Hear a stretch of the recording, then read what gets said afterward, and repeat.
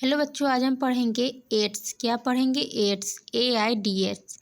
Ads क्या है? उपार्जित प्रत्यक्षा न्यूनता संलक्षण। ठीक है। Ads acquired immuno deficiency syndrome. ठीक है। एड्स एक विषाणु जनित रोग है, यानी ये वायरस से होता है। मानव में प्रत्यक्षा न्यूनता विषाणु HIV human immuno deficiency virus के कारण होता है। ठीक है। HIV विषाणुओं के उस समूह में आता है जिसे पक्ष विषाणु यानी रेट्रोवायरस कहते हैं। क्या कहते हैं? रेट्रोवायरस कहते हैं। इनमें RNA जीनोम को ढकने वाला आवरण होता है। HIV फैक्ट्री की तरह कार्य करता है। ठीक है। हम देखेंगे कैसे कार्य करता है। HIV माइक्रोफेज बृहत भक्षकाणु। ठीक है। माइक्रोफेज ही में सबसे पहले इन्फेक्ट करता है, जिससे बहुत सारे प्रोड्यूस मोर वायरस।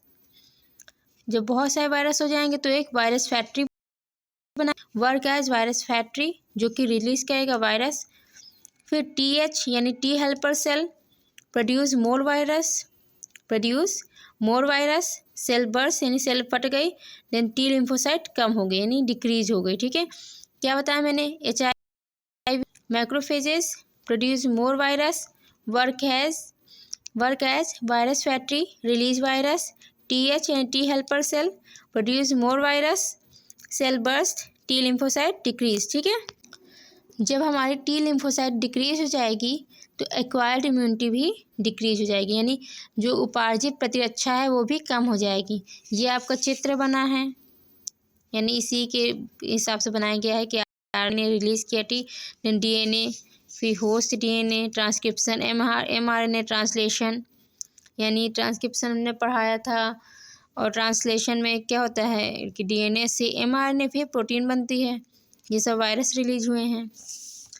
HIV का संक्रमण निम्नलिखित में से होता है। संक्रमित व्यक्ति के यौन संपर्क से, संदूषित रक्त और रुधिर उत्पादकों के आधान से, संक्रमित सुइयों के साझा प्रयोग से, अंतःशिरा इंट्रावेनस द्वारा ड्रग का उपयोग करने वाले लोग होते हैं ना, उनके मामले में, संक्रमित माँ के अपरा यानी प्लेसेंटा द्वारा उसके बच्चे। ये बहुत मेन है, यानी HIV का संक्रमण कैसे होता है।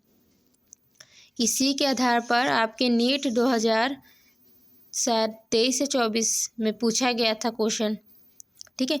तो पहला, संक्रमित व्यक्ति के यौन संपर्क से, संदूषित रक्त और रुधिर उत्पादों के आधान से, संक्रमित सुइयों के साझा प्रयोग से, अंतःशिरा इंट्रावेनस द्वारा ड्रग का कुउपयोग करने वालों के मामलों में। ठीक है।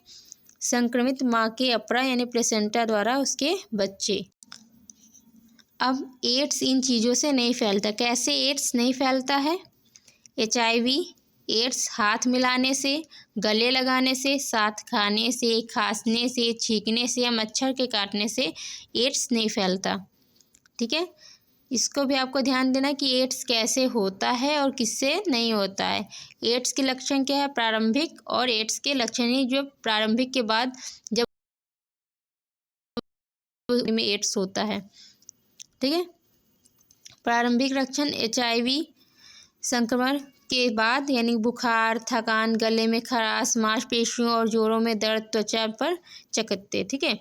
HIV के उन्नत चरण में लंबे समय तक बुखार, वजन में तेजी से गिरावट, लगातार दस्त, फेफड़ों का संक्रमण या TB, त्वचा या मुंह में घाव। ठीक है।